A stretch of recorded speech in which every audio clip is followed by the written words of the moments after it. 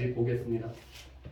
우리 함께 보실 말씀은 마가복음 13장 28절 말씀부터 37절 말씀까지, 제가 된 성경으로는 신약성경 78페이지입니다. 다 찾으셨으면 저거 한 절 한 절 교독하시겠습니다. 무화과 나무의 비유를 배우라. 그 가지가 연하여지고 잎사귀를 내면 여름이 가까운 줄 아나니, 이와 같이 너희가 이런 일이 일어나는 것을 보거든 인자가 가까이 곧 문 앞에 이른 줄 알라. 내가 진실로 너희에게 말하노니 이 세대가 지나가기 전에 이 일이 다 일어나리라. 천지는 없어지겠으나 내 말은 없어지지 아니하리라. 그러나 그 날과 그때는 아무도 모르나니 하늘에 있는 천사들도 아들도 모르고 아버지만 아시느니라. 주의하라, 깨어있으라. 그때가 언제인지 알지 못함이라. 가령 사람이 집을 떠나 타국으로 갈 때 그 종들에게 권한을 주어 각각 사물을 맡기며 문지기에게 깨어있으라 명함과 같으니, 그러므로 깨어있으라. 집주인이 언제 오는지, 혹 저물 때 일는지, 밤중 일는지, 닭 울 때 일는지, 새벽 일는지 너희가 알지 못함이라. 그가 호련히 와서 너희가 자는 것을 보지 않도록 하라. 깨어있으라. 내가 너희에게 하는 이 말은 모든 사람에게 하는 말이니라 하시니라. 아멘. 마가복음 13장은 오늘 제자들이 예수님과 함께 성전을 나갈 때 제자 중에 한 사람이 성전의 화려함에 관해서 오늘 예수님에게 말하는 것이 배경으로 시작이 되고 있죠.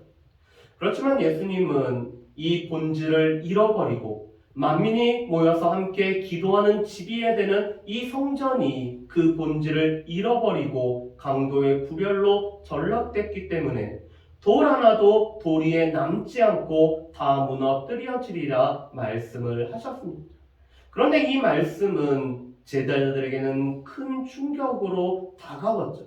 왜냐하면 오랜 세월에 건축되어진 이 성전이, 특별히 하나님께서 함께 하심을 상징하는 이 성전이 돌 하나 돌 위에 남지 않고 무너뜨려지리라는 이 말씀이 제자들 가운데는 충격으로 다가왔습니다.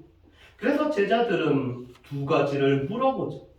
이 모든 일이 이루어질 때 무슨 징조가 있고 어느 때 이런 일이 있겠는지를 물어보고 있습니다. 제자들에게 관심은 때에 관련된 관심이었습니다. 언제 이런 일이 있겠습니까? 또 이런 일이 있기 전에는 어떠한 징조가 있겠습니까? 라고 오늘 예수님께 물어보죠. 그래서 예수님은 오늘 제자들에게 징조에 관해서 예수님은 말씀을 계속하셨습니다. 이것은 바로 재난의 징조, 또한 이 종말의 시작에 관련된 징조에 관해서 예수님이 말씀하시죠. 무엇보다도 거짓 그리스도, 내가 그리스도라고 하며 예수 그리스도의 이름으로 와서 사람들을 미혹하는 자들이 있을 것을 말씀하셨습니다. 또한 난리와 난리의 소문을 듣게 되죠. 민족이 민족을, 나라가 나라를 대항하여서 일어날 뿐만 아니라 처처의 기근과 또한 이 재해가 있을 것에 관해서 말씀을 하고 있습니다. 여러분, 이번 주일은 아니죠. 어린이날 때 또 많은 부모님들이 밖에 나가서 계획을 세웠다가 이 호우주의보 때문에 나가지 못하시고 이 모든 예약을 취소했다라는 그런 기사들을 보게 됐습니다. 여러분, 그런데 중부지방에는 이 비가 많이 안 와서 다행이었지만 남부지방을 봤더니 지하철역이 침수가 되고 이 호우로 인해서 어려움을 겪고 있는 것을 보게 됐습니다. 그런데 이 난리와 난리의 소문을 듣게 돼도 이것은 종말의 시작이지 아직 끝은 아니라고 예수님은 말씀을 하고 계시죠. 그리고 오늘 예수님을 믿는 것 때문에 고난을 당하고 박해를 당할 것을 예수님이 말씀을 하셨습니다. 그런데 이 고난의 시간은 우리의 믿음이 드러나는 시간이죠. 이 고난의 시간은 우리의 믿음이 어떠한지를 나타내는 시간입니다. 그런데 안타깝게도 이 핍박으로 인해서, 박해로 인해서 예수님을 모른다고 부인하는 사람들도 있을 것에 관해서 예수님은 말씀을 하십니다. 그러면서 예수님은 이 종말의 마지막에는 예수님께서 환란 후에 예수님께서 다시 오실 것을 말씀을 하고 계십니다. 우리 눈에 볼 수 있게 육체적으로 영광 중에 예수님이 오실 거에 관해서 말씀을 하고 계십니다. 오늘 말씀은 예수님께서 환란 후에 예수님이 다시 오실 거에 관해서 말씀하신 후에 주어진 말씀이 오늘 28절부터 37절까지의 말씀입니다. 그래서 예수님은 먼저 이렇게 말씀하시죠. 무화과 나무의 비유를 배우라라고 말씀합니다. 그 가지가 나고 또한 그 가지가 연해지고 잎사귀가 내면은 여름이 가깝다라는 것을 당시 사람들은 잘 알고 있었습니다.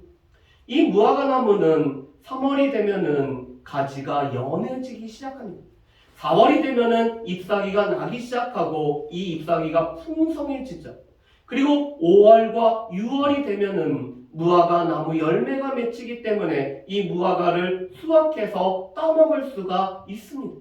그런데 이 나무에 가지가 나고 또한 가지가 연해지고 무엇보다도 잎사귀가 나게 되면은 이 무화과를 지금 따서 먹을 수 있는 여름이 가깝다라는 것을 모든 당시에 팔레스타인에 살고 있었던 사람들은 다 알고 있었습니다. 여러분, 이것은 우리도 마찬가지입니다. 개나리가 피고 벚꽃이 피면은 봄이 왔다라는 것을 우리가 알고 있습니다. 장미가 피면은 그래, 장미는 계절의 여왕이기 때문에 이 5월달에 피지 하면서 우리가 여름을 맞이할 준비를 우리도 하고 있죠. 그런데 팔레스타인 사람들은 무화과 나무를 보면은 시간이 지나서 여름이 가까워졌다는 것을 무화과 나무를 통해서 배울 수가 있었습니다. 그런데 예수님은 이렇게 말씀하시죠. 이런 일이 있으면은 인자가 가까이 곧 문 앞에 이른 줄을 알라라고 말씀합니다. 여러분, 그런데 오늘 29절 말씀에 이 인자라는 말씀 대신에 때라고도 오늘 번역이 되고 있음을 보게 됩니다. 왜냐하면 헬라어 원문에 보면은 그때가 가까이 이룬 줄을 너희가 알게 되리라고 말씀을 하고 있기 때문에 그렇습니다. 그렇다면은 인자가 가까이 오시는 줄, 그때가 가까이 오는 줄은 우리가 어떻게 할 수 있을까요? 이런 일이 일어나는 것을 보거든. 오늘 예수님께서 우리 가운데 얘기하신 재난의 징조와 오늘 종말의 징조에 관해서 오늘 그들이 이런 일들이 일어나는 것을 보면은 가깝게는 예루살렘 성전이 멸망하는 날이 가까이 이르고 문 앞에 이르는 줄을 알게 될 것을 말씀합니다. 그뿐만 아니라 오늘 이런 일들이 일어난 것을 보면은 예루살렘 멸망뿐만 아니라 오늘 인자가 문 앞에 이르러 인자가 가까이 오셨다는 것을 우리가 알 수 있다라고 말씀하시죠. 그래서 이 마가복음 13장의 여러 가지 일들, 특별히 그 미운 물건이 서 있지 못할 것에 선 것을 볼 때는 두 가지를 뜻했습니다. 가까이 있는 예루살렘이 성전이 멸망할 때와 먼 미래로서는 예수님이 다시 오실 때에 관한 징조인 것을, 우리가 이런 일들을 보면은 인자가 가까이 온 줄을 우리가 알아야 된다라고 말씀을 하죠. 그러면서 오늘 예수님은 우리 가운데 중요한 말씀을 하십니다. 여러분, 우리 30절 말씀을 우리 같이 한번 읽어보실까요? 30절 말씀 같이 읽겠습니다. 내가 진실로 너희에게 말하노니 이 세대가 지나기 전에 이 일이 다 일어나리라. 천지는 없어지겠으나 내 말은 없어지지 아니하리라. 아멘. 오늘 예수님은 이 모든 일은 반드시 일어날 것에 관해서 말씀하죠. 왜냐하면은 천지는 없어져도 예수님이 말씀하신 말씀은 다 이루어지고 응하지기 때문에 그렇습니다. 그런데 이것을 실제로 당시 팔레스타인 사람들은 그들은 경험을 했습니다. 예루살렘 성전이 AD 70년에 이 성전이 멸망하였고 오늘 이 성전이 돌아나가 돌 위에 남지 않고 다 무너뜨려지는 것을 그들은 경험을 했기 때문에 그렇습니다. 오늘 이 마가복음을 받는 마가 공동체에는 이미 예루살렘 성전이 무너진 것을 그들 가운데는 경험한 사람들이 이 공동체 안에 이미 있었습니다. 그렇기 때문에 이 천지가 없어지고 이 영원할 것 같은 성전은 없어졌지만 예수님의 말씀은 없어지지 않기 때문에 이런 일은 일어날 것을 우리가 알게 되리라고 오늘 말씀을 하시죠. 특별히 이 세대가 지나기 전에란 이 세대는 가까이에 있는 당시의 말씀을 듣는 1차 대상뿐만 아니라 지금 우리까지 모든 사람들을 포괄하는 것이 바로 이 세대가 뜻하는 바입니다. 그렇기 때문에 우리 세대가 지나기 전에 이 일들은 다 이루어질 것을 말씀을 하고 계시죠. 그렇다면 우리 가운데는 하나의 의문점이 생깁니다. 예수님이 말씀하신 이유로 2000년이 지났음에도 불구하고 아직까지 이 징조가 다 이루어지지 않았고 이런 일이 다 이루어지지 않은 것은 무엇 때문인가 우리가 생각하게 되죠. 그래서 베드로 사도는 베드로서 3장 18절에서 19절 말씀에 보면은 주의 날은 우리와 다르기 때문에 이 천년이 하루와 같은 주님의 날에 관해서 말씀을 합니다. 또한 주님께서 이 천년을 하루처럼 여기시는 이유는 여전히 많은 사람들이 구원받기를 원하시기 때문에 주님께서 이 날을 아직까지 우리 가운데 연장을 하고 계시는 것을 우리가 알 수가 있죠. 그렇지만 예수님의 말씀이 다 이루어졌기 때문에 예수님의 다시 오신다라는 그 약속도 분명히 이루어질 것을 우리는 늘 확신하며 살아가야 됩니다. 여러분, 그렇다면은 예수님께서 이 다시 오실 날에는 우리는 어떻게 살아가야 될까요? 첫 번째로 우리는 그 날과 그때를 알지 못한다는 것을 우리는 기억을 해야 됩니다. 여러분, 32절 말씀을 한번 보실까요? 32절 말씀 보면 이렇게 됐습니다. 그러나 그 날과 그때는 아무도 모르나니 하늘에 있는 천사들도 아들도 모르고 아버지만 아시느니라. 여러분, 제자들은 그 날과 그때가 언젠지를 알기를 원했습니다. 그래서 예수님이 하늘로 올라가실 때도 언제 다시 오는지를 제자들은 궁금해했었죠. 제자들의 늘 관심사는 그날과 그때를 알고 싶어하는 것이 제자들의 관심사였습니다. 그런데 예수님은 이렇게 말씀하시죠. 그날과 그때는 아무도 모른다. 심지어 하늘에서 하나님의 명령을 다 수납하고 수행하는 천사도 모를 뿐만 아니라 또한 아들이신 예수님 자신도 모르실 뿐만 아니라 그날은 하나님 아버지만 안다라고 말씀을 하시죠. 여러분, 예수님은 하나님과 동등된 신분이지만 하나님과 동등됨을 취할 것을 여기지 않고 자기를 비워서 종의 형체를 가지고 이 땅에 오셨습니다. 그러면서 동시에 하나님의 모든 능력을 다 쓰시는 것이 아니라 이 시간과 공간에 매여 있는 자신의 모든 능력을 다 내려놓고 이 인간의 시간과 공간에 한정된 삶을 예수님이 사시도록 스스로 자신을 비우셨습니다. 그런데 예수님의 비유심 중에 하나는 오실 날, 예수님이 다시 오실 그 날과 그때도 오직 하나님만 아시는 것으로 오늘 돌려드리고 자신은 알지 못하는 것으로 오늘 이 하나님의 능력을 제한하는 것으로 오늘 예수님은 자기를 비우신 분이 바로 예수님이었습니다. 그렇기 때문에 그 날과 그때는 예수님도 모르고 오늘 천사들도 모르고 아무도 알 수 없고 오직 하나님만이 아는 하나님의 주권에 속한 날임을 말씀을 하시죠. 그렇기 때문에 이 날을 우리가 염두에 두지 않으면은 이 날은 우리에게 도적과 같은 날이 됨을 말씀을 하고 있습니다. 여러분, 요한계시록 3장 3절에서 예수님께서 이렇게 말씀하시죠. 내가 도적같이 이르리니 어느 시에 내게 임할는지 내가 알지 못하리라고 말씀합니다. 여러분, 예수님이 다시 오실지만 그 날은 예수님이 도적과 같이 임하시기 때문에 그 날을 알 수가 없다라고 말씀합니다. 그렇다면은 그때와 그 날을 알지 못하는 우리는 어떻게 될까요? 오늘 말씀해 보면은 우리에게 주의하고 깨어 있으라라고 말씀하시죠. 여러분, 오늘 말씀에 33절 말씀에도 35절에도 37절에도 오늘 3번에 걸쳐서 깨어 있으라라고 말씀합니다. 우리가 주의해서, 우리가 조심하여서, 우리가 깨어있는 삶을 살아야 됨을 말씀하죠. 그런데 이 깨어있기 위해서는 기도로 깨어있으라고 말씀합니다. 깨어있는 가운데 깨어 기도하라라고 우리에게 말씀을 하고 계시죠. 예수님이 오실 날은 분명하지만 그 날과 그때를 우리가 알지 못하기 때문에 우리가 늘 깨어서 기도하면서 주님이 오실 날을 바라보고 주님을 맞이하도록 준비해야 되는 것이 우리의 삶의 모습이라고 말씀을 합니다. 그러면서 오늘 예수님은 한 가지 비유를 더 들죠. 이 주인이 이 집을 떠나서 먼 타국으로 오늘 가고 있습니다. 그런데 종들을 불러다가 오늘 권한을 주고 각각 사물을 맡기고 있습니다. 여러분 어디서 많이 들어본 말씀 아닙니까?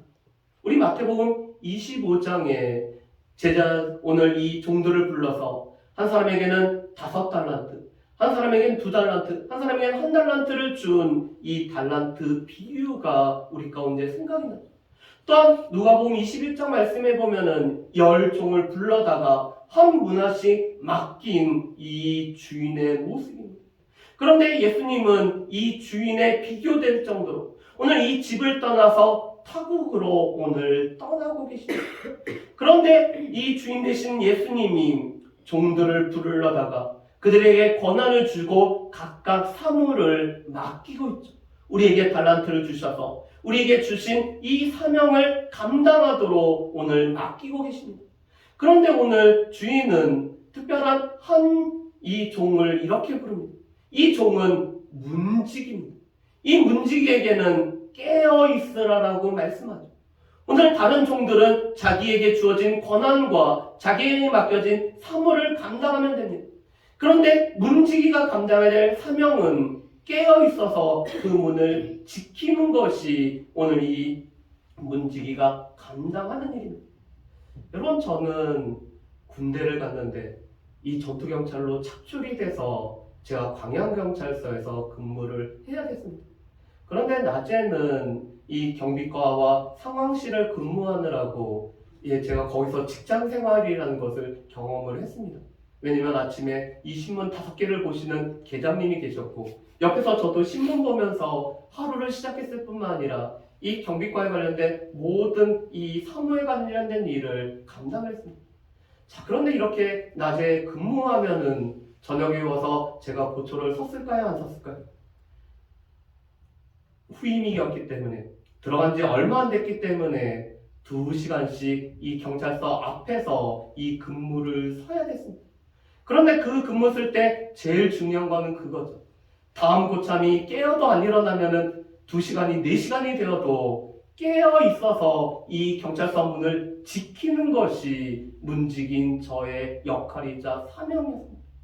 그런데 오늘 주인은 이 문지기에게는 깨어 있으라고 타국을 가고 있습니다.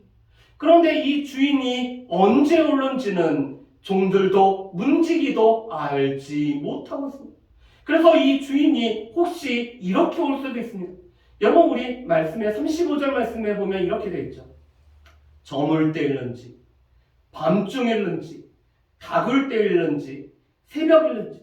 여러분 이것은 로마 사람들이 저녁을 4가지로 구분하는 이 구분법입니다. 그래서 1경, 2경, 3경, 4경으로 이렇게 표현하기도 하지만 때로는 저물 때로 이 밤중으로 닭이 울는 가장 어두운 새벽으로 또 새벽으로 이렇게 4가지로 오늘 이 시간을 구분합니다.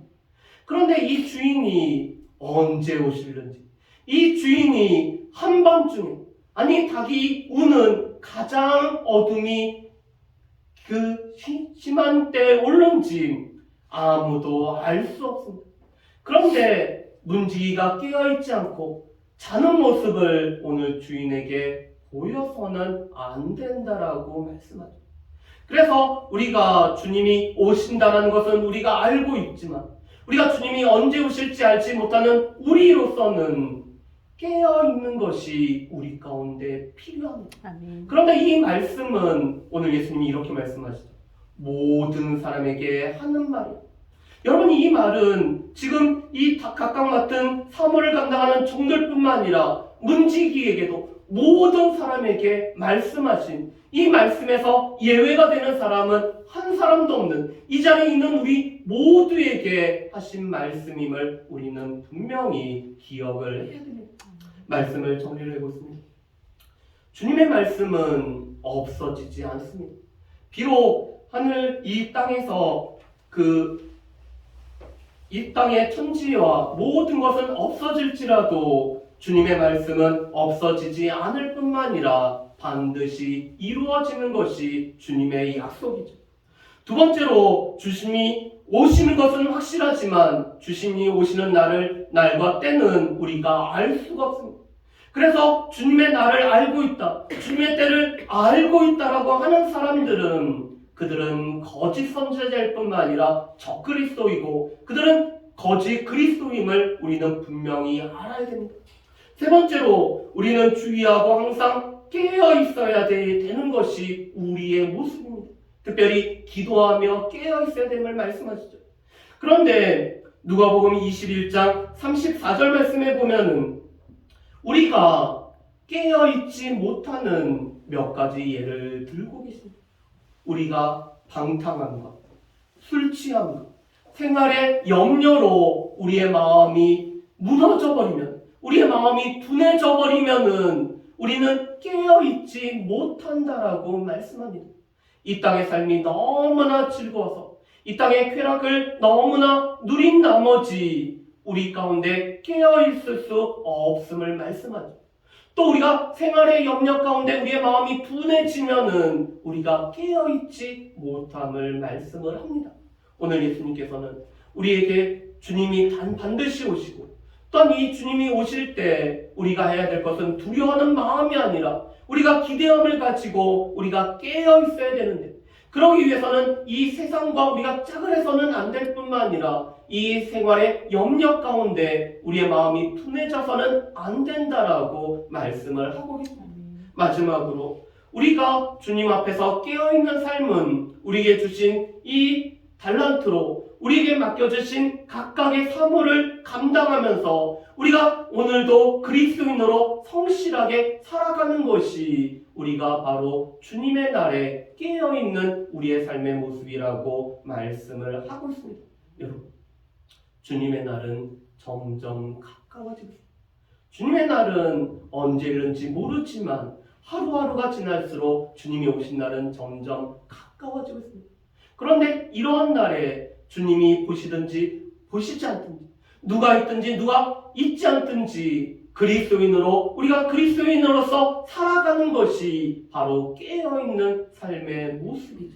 바라기는 우리 가운데서 주님이 다시 오실 것을 우리가 확신하면서 오늘 초대교회 성도들이 마라나타 주 예수여 어서 오시옵소서라고 오늘 기다리며 바라면서 깨어있는 가운데 주님을 맞을 준비를 했던 것처럼 동일한 삶을 살아갈 수 있는 저와 여러분들 되시기를 주님의 이름으로 축복합니다.